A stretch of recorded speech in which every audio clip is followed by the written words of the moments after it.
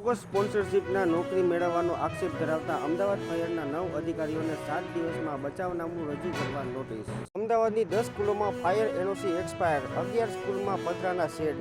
TRP ઝોનમાં વિસ્ફોટ સાથે આગને ભયાનક બનાવનાર પેટ્રોલનો મોટો જથ્થો ક્યાંથી આવ્યો તે પુરવઠા ખાતું હજી શોધી ન શક્યું. ટીઆરપી ગેમ ઝોનને પોલીસ કમિશનર ઉપરાંત ફૂડ વિભાગનું લાયસન્સ પણ મળ્યું હતું.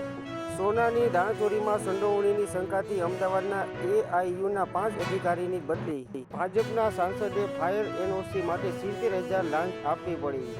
જામનગરમાં કેન્ડીમાંથી જીવાત નીકળતા ₹10,000નો દંડ. છાસવાલા બ્રાન્ડની શોપમાં તપાસ. વર્તમાન સરકાર ફરી સત્તા પર આવશે તો ઋણ બજારમાં એફપીઆઈનો જંગી ઇનફ્લો જોવા મળશે.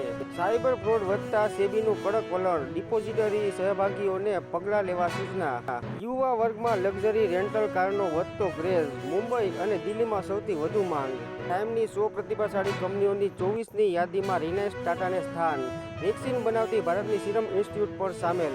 હિન્દુ યુવતી મુસ્લિમ યુવકના લગ્ન પર્સનલ લોમાં માન્ય નથી. કપલની સુરક્ષાની માંગ મધ્યપ્રદેશ હાઈકોર્ટે ફગાવી. કાશ્મીરમાં સૈન્ય પોલીસ વચ્ચે વિવાદ. 3 કર્નલ સહિત 13 જવાન સામે એફઆઈઆર. એક્ટર નંદમુરી બાલકૃષ્ણએ હિરોઈનને સ્ટેજ પર ધક્કો માર્યો.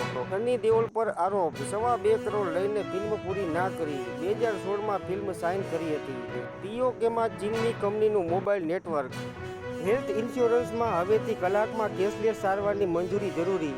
વીમા ક્ષેત્રને મજબૂત કરતા ઈરડાની વીમા ધારકોને મહત્વની ભેટ. કોંગ્રેસે શીખ રમખાણો અને કટોકટી સમયે બંધારણનું ગળું ઘોટ્યું. મોદી. પંજાબમાં મોદીએ લોકસભા ચૂંટણીની અંતિમ રેલીને સંબોધી. મોદી વડાપ્રધાન પદની પ્રતિષ્ઠા નબળી પાડનારા પહેલા પીએમ મનમોહન. કેરળમાં શ્રીકાર વર્ષા સાથે ચોમાસાનું આગમન. આજે કર્ણાટકમાં પહોંચશે.